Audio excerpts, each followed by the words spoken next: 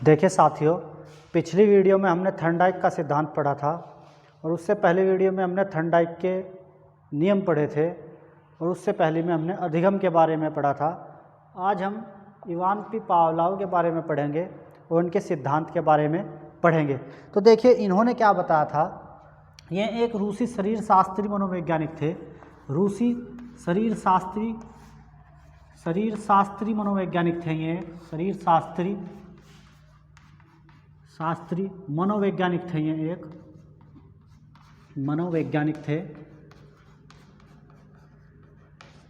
ये एक रूसी शास्त्री मनोवैज्ञानिक थे। इन्होंने 1904 में पाचन पर परीक्षण किया। 1904 में इन्होंने पाचन पर परीक्षण किया, जिसके लिए इन्हें नोबेल पुरस्कार भी दिया गया। नोबेल पुरस्कार भी दिया गया। नोबेल पुरस्कार से इन्हें सम्मानित किया गया था। इन्होंने एक कुत्ते पर परीक्षण किया था अपना, और इन्होंने बताया था कि जब कुत्ते को भोजन दिया जाता है तो उसकी लार में वृद्धि होती है। उसके लिए इन्होंने क्या किया था, देखिए आपको दिखाई भी दे रहा होगा। उसके लिए इन्होंने एक कुत्ता लिया था और उस कुत्ते को बांध रखा था। देखिए इन्होंने, और बांधने के बाद उसकी गर्दन में एक ऑपरेशन के जरिए एक नली लगाई हुई थी, और उस नली में से जो लार निकल रही थी वो एक बोट में इकट्ठा हो रही थी।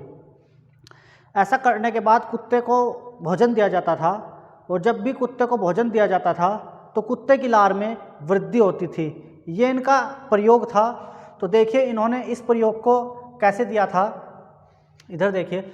तो ये एक रूसी मनोवैज्ञानिक थे और इन्हें अनुबंधन का जनक भी कहा जाता है। अनुबंधन मैंने आपको बताया था कि अनुक्रिया और उद्दीपक के मध्य बनने वाले संबंध को हम अनुबंधन कहते हैं, और अनुबंधन का जनक जो है वो इवान पी पावलोव को कहा जाता है। अनुबंधन का जनक, अनुबंधन का जनक भी हम इन्हीं को कहते हैं।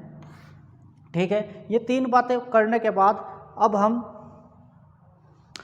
जो है इन्होंने प्रयोग किया था। सबसे पहले हम इनके प्रयोग के नाम देख लेते हैं कि इनके प्रयोग के क्या क्या नाम थे। देखिए सबसे पहले हम इनके नाम देखते हैं। सबसे पहले शास्त्रीय या परंपरागत अनुबंधन का सिद्धांत भी कहते हैं इनके सिद्धांत को। शास्त्रीय, इसको हम शास्त्रीय या परंपरागत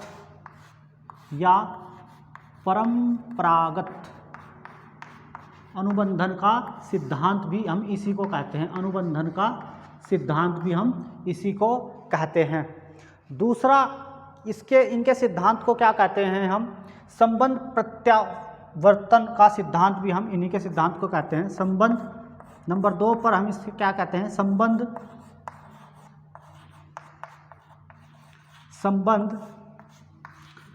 प्रत्यावर्तन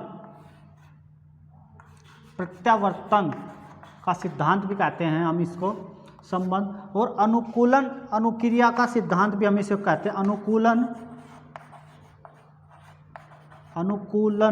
अनुक्रिया का सिद्धांत भी हम इसे कहते हैं। अनुक्रिया का सिद्धांत भी हम इसी को कहते हैं। अनुकूलन अनुक्रिया का सिद्धांत। और तीसरे पर आता है प्रतिवादी सिद्धांत भी हम इसे कहते हैं। प्रतिवादी सिद्धांत भी हम इसी को कहते हैं।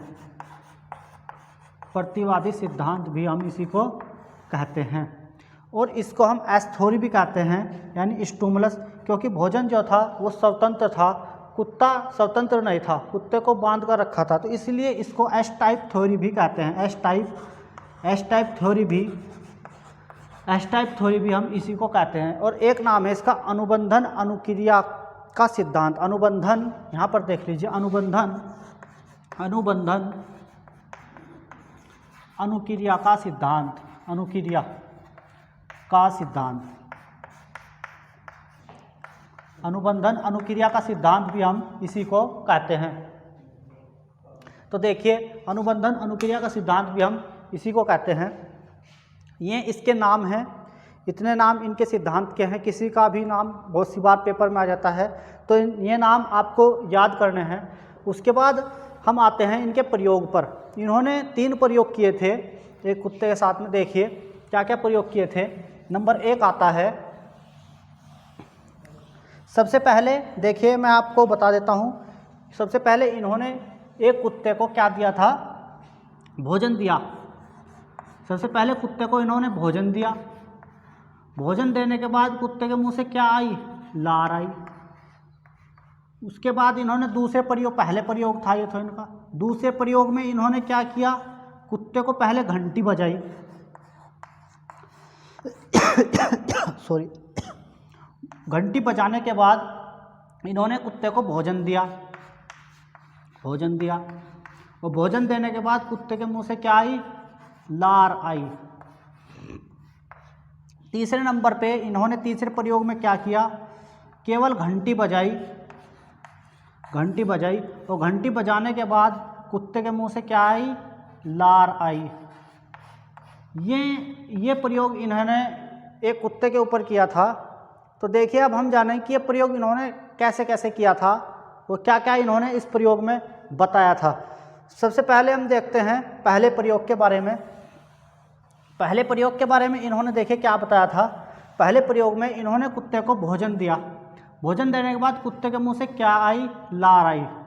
तो भोजन दिया, तो भोजन को हम कहते हैं अनकंडीशनल स्टिमुलस, ये बोलते हैं UCS, इसको हम बोलते हैं UCR यानी अनकंडीशनल रेस्पॉन्स। इसका मतलब होता है स्वाभाविक उद्दीपक। एस को मतलब होता है उद्दीपक, स्वाभाविक उद्दीपक, या दूसरा इसको हम बोल सकते हैं प्राकृतिक उद्दीपक, दूसरा हम बोल सकते हैं इसको प्राकृतिक उद्दीपक, और एक हम इसको बोल सकते हैं अनुबंधित उद्दीपक, अनुबंधित एक वर्ड लगेगा, अनुबंधित उद्दीपक, ये हम इसको बोल सकते हैं। ऐसे ही जैसे हम ये जो है इसके हिंदी में नाम है, ये याद रख लीजिएगा, ये अनकंडीशनल स्टिमुलस। तो देखिए स्वाभाविक उद्दीपक, ऐसे इसको हम क्या बोलेंगे, इसको हम बोलेंगे स्वाभाविक अनुक्रिया, स्वाभाविक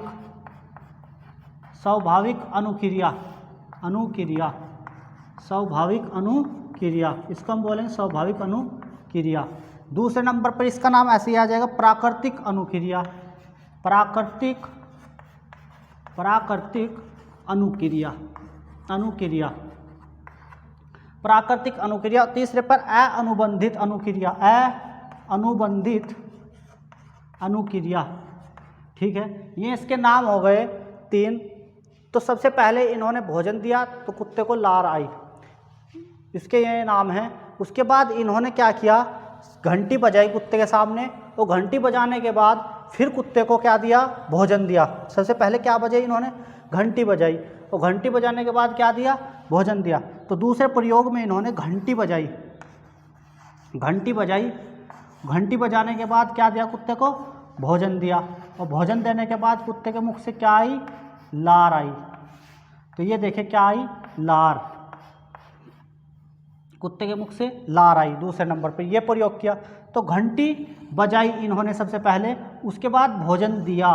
देखिए ये ऐसे कि पहले घंटी बजाई फिर भोजन दिया, और उसके बीच जो गैप था लगभग 3 से 5 सेकंड का गैप रखा। उसके बाद इन्होंने पहले घंटी बजाई, उसके 3 से 5 सेकंड बाद भोजन दे दिया, ठीक है। तो घंटी क्या है यहाँ पर, घंटी यहाँ पर है कंडीशनल CS स्टिमुलस, ठीक है। तो घंटी यहाँ पे CS है, और उसके बाद भोजन यहाँ पे क्या है, UCS यानी अनकंडीशनल स्टिमुलस। इसके बाद ये पे क्या है, UCR, ये यहाँ पे UCR है, ये भी यहाँ पे UCR है, क्योंकि यहाँ पे जो देखिए मैं आगे बताऊँगा। तो ये यहाँ पर इन्होंने बताया, इसका नाम क्या हो जाएगा, घंटी क्या है, घंटी कृत्रिम उद्दीपक है, इसका नाम हो जाएगा एक कृत्रिम उद्दीपक। इसको हम कृत्रिम उद्दीपक भी कह सकते हैं, कृत्रिम उद्दीपक। इस घंटी का एक नाम है कृत्रिम उद्दीपक। भोजन का मैंने आपको बता ही दिया है नाम, जो ऊपर लिखवाए हैं, स्वाभाविक उद्दीपक, अनुबंधित और प्राकृतिक, ठीक है। यह है कृत्रिम उद्दीपक, या इसको हम अनुबंधित उद्दीपक भी कह सकते हैं, अनुबंधित। और अस्वाभाविक, इसको हम लिख सकते हैं अस्वाभाविक, अस्वाभाविक, अस्वाभाविक भी हम इसको कह सकते हैं, अस्वाभाविक। पहला ऊपर क्या लिखवाते, ये क्या था, ये स्वाभाविक उद्दीपक था, ये अस्वाभाविक उद्दीपक है, ठीक है। तो ये इनके नाम हैं उद्दीपक, ये इनके नाम हैं घंटी के। ये क्या था, कृत्रिम उद्दीपक था, और अस्वाभाविक उद्दीपक भी इसी का नाम है, या अनुबंधित उद्दीपक भी इसी का नाम है। अनुबंधित यानी बंधी हुई, ठीक है। तो देखिए फिर इन्होंने घंटी बजाई, भोजन दिया, लार आई, ठीक है। अब तीसरा नंबर पर इन्होंने क्या किया, तीसरे नंबर पर इन्होंने केवल घंटी बजाई। देखिए तीसरे नंबर पर इन्होंने क्या किया, तीसरे नंबर पर इन्होंने घंटी बजाई और भोजन दिया ही नहीं, घंटी बजाई और घंटी देने के बाद क्या आई, लार आई। घंटी बजाने के बाद लार आई। देखिए जब घंटी बजाने के बाद लार आई तो घंटी यहाँ पर क्या है, CS कंडीशनल स्टिमुलस, और यहाँ पे ये क्या है, यहाँ पर ये क्या है, CR यानी कंडीशनल रेस्पॉन्स। तो ये यहाँ पर हुआ, ये कैसी थी घंटी कि अब देखिए ये भी यहाँ पर UCR, बच्चे पूछते हैं कि ये भी लार है, यहाँ पर ये भी लार है, और यहाँ पर ये भी लार है, तो यहाँ पर CR क्यों लिख दिया।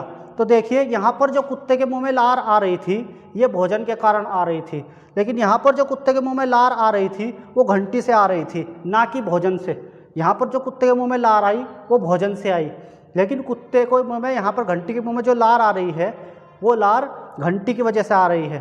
तो इसलिए यहाँ पर CR यानी कंडीशनल रेस्पॉन्स आया है। इन दोनों में यही अंतर है। ये क्या है, अनुबंधित अनुक्रिया, अनुबंधित अनुक्रिया है ये अनुक्रिया, और ये कौन सी है, अनुबंधित अनुक्रिया, अनुबंधित अनुक्रिया, ये अनुबंधित अनुक्रिया है, ठीक है, अनुबंधित,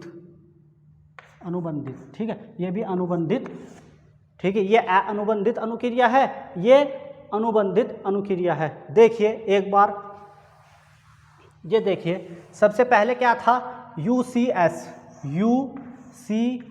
यानी भोजन दिया कुत्ते को, और कुत्ते के मुंह से क्या आई, UCR अनकंडीशनल रेस्पॉन्स।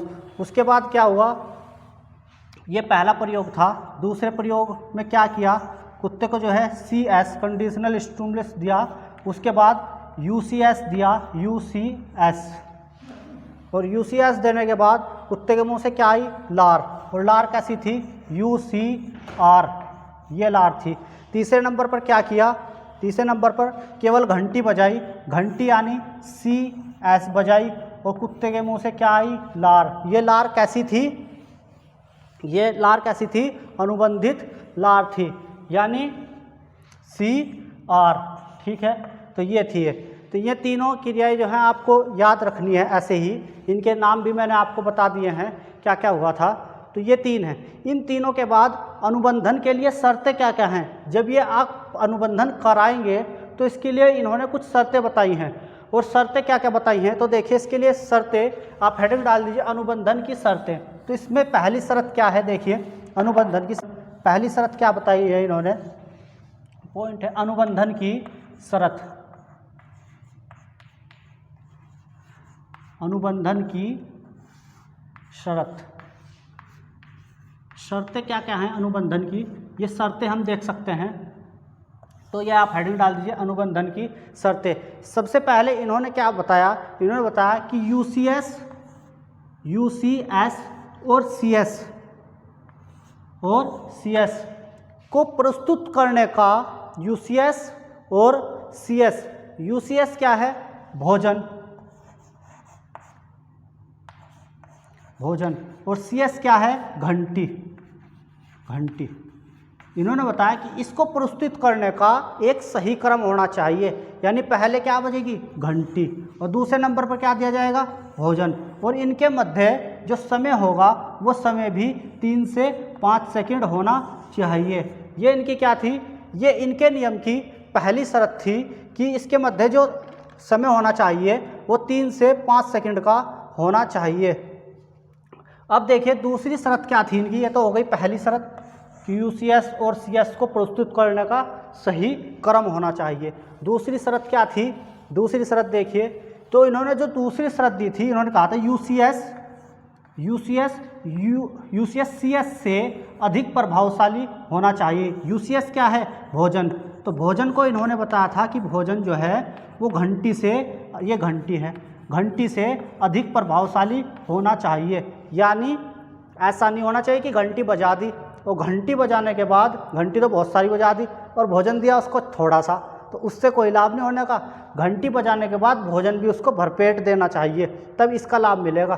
तो घंटी यानी यही कहा है कि यूसीएस जो है सीएस से अधिक प्रभावशाली होना चाहिए, यानी इसको भोजन भी सही मिलना चाहिए। ठीक है, अगला पॉइंट देखिए, अगला पॉइंट है नंबर 3, कोई बाह्य अवरोध ना हो।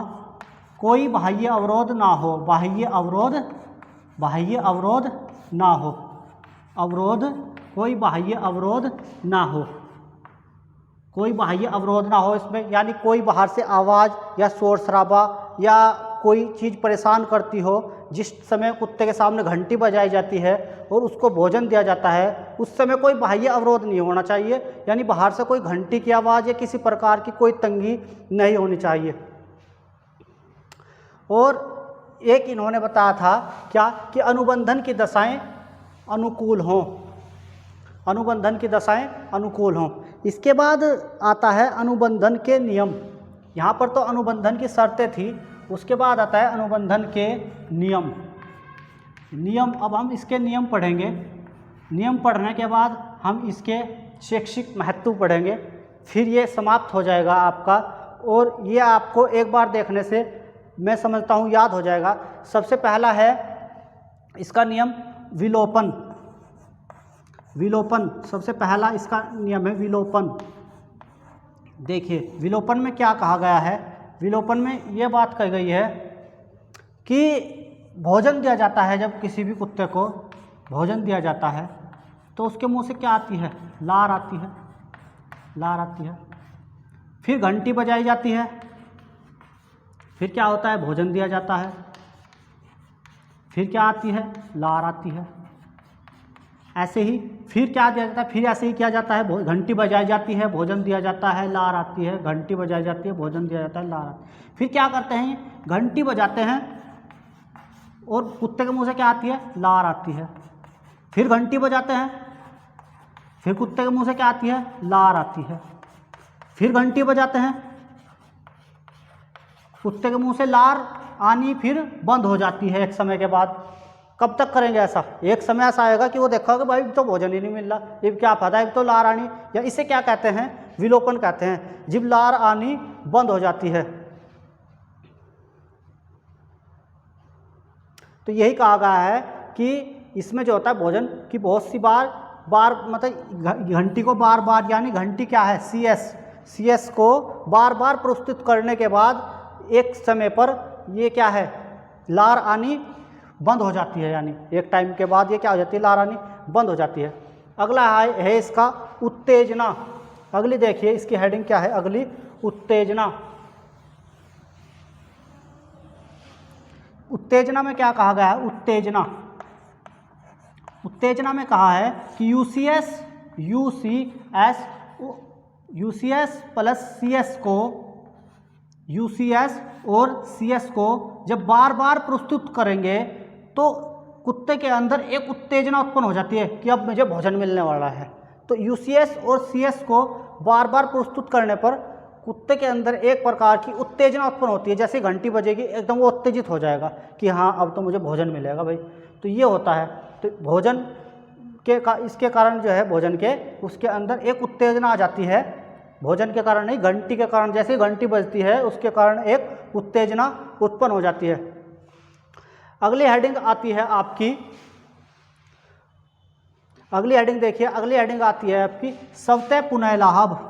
स्वतः, अगली हेडिंग आती है आपकी स्वतः पुनः लाभ। स्वतः पुनः लाभ, ये बहुत अच्छी हेडिंग है, स्वतः पुनः लाभ।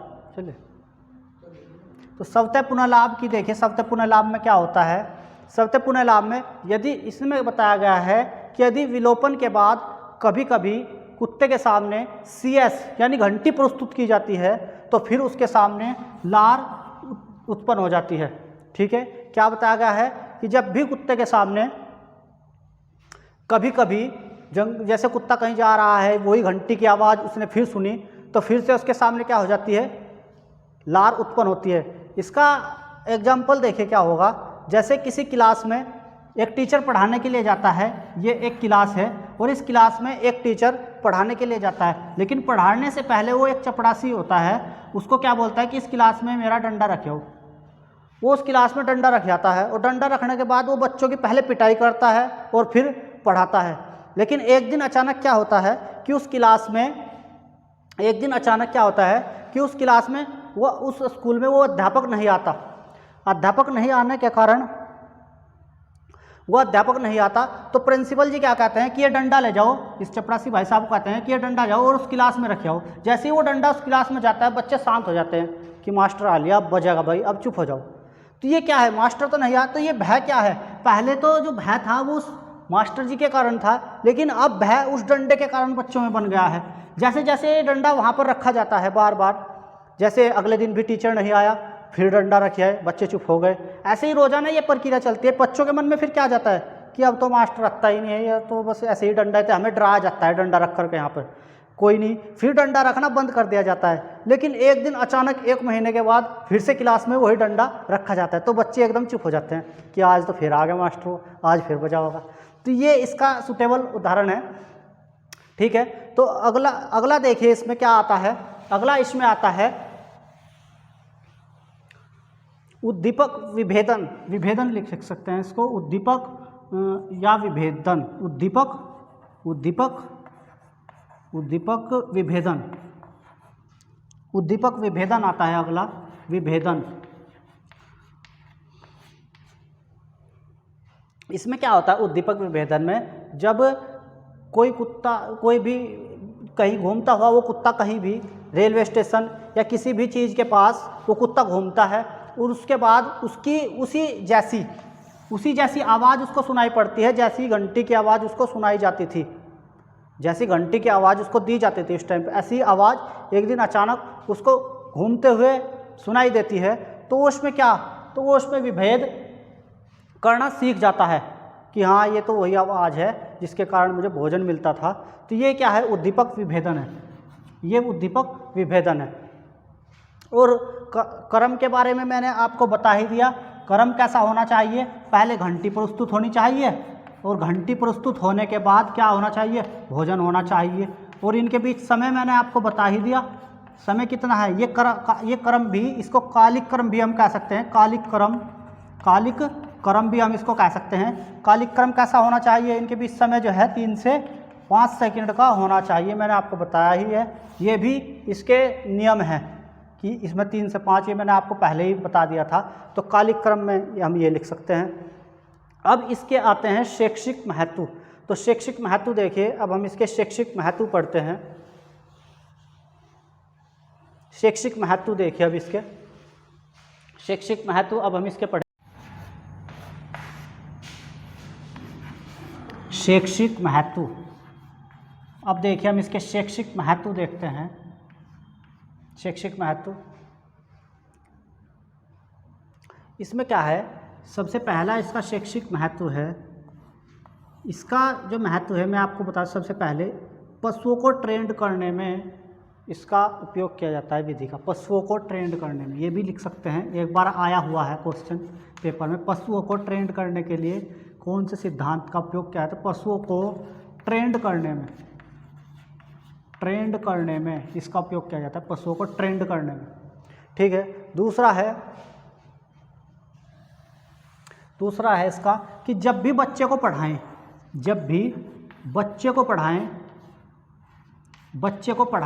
तो इसका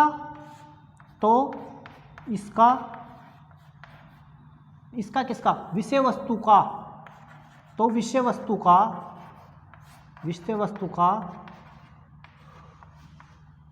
अनुबंधन कराएं।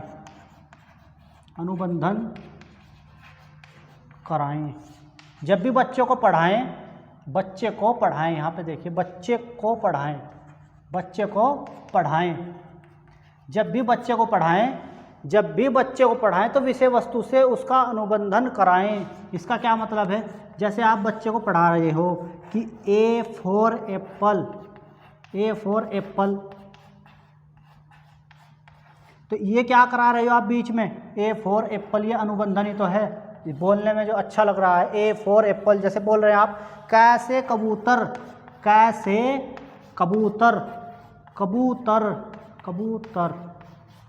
कबूतर, तो ये क्या है? ये अनुबंधन है विषय वस्तु। जैसे आप बुलवाते हैं बच्चों से कैसे कबूतर, जैसे आप टेबल पढ़वाते हैं 2 एकम 2, 2 दूनी 4, 2 तिया 6, तो ये क्या है? ये अनुबंधन है। पढ़े में भी या टेबल में भी, जैसे 2 × 2, 2 × 4, 2 3 × 6, ये क्या है? ये अनुबंधन ही है। दूसरा ये है। अब तीसरा पढ़ते हैं हम इसका। तीसरा क्या है? देखिए तीसरा नियम इसका क्या है? तीसरे नियम में इसके आता है कि भय घृणा से दूर करने के लिए बच्चों का अनुबंधन का उपयोग किया जाता है। भय घृणा को दूर करने के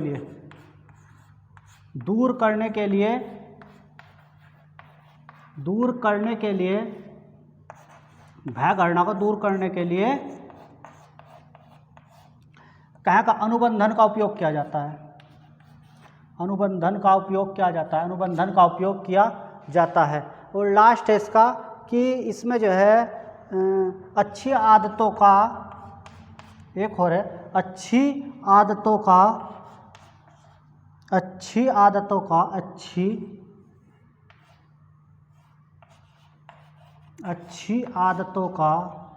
निर्माण करने में ये इसके शैक्षिक महत्व थे जो मैंने आपको पढ़ाए। और मैं मानता हूँ कि ये जो पावलोव का सिद्धांत है ये आप समझ गए होंगे। और अगर इसमें कोई त्रुटि है, कोई चीज़ ऐसी हो जो मैंने ना बताई हो, आप कमेंट कर सकते हैं जो चीज़ समझ में ना आई हो। और अगर ये वीडियो आपको अच्छी लग रही है तो इस वीडियो को आप शेयर कर सकते हैं और चैनल को सब्सक्राइब कर सकते हैं और वीडियो को लाइक भी कर सकते हैं। धन्यवाद।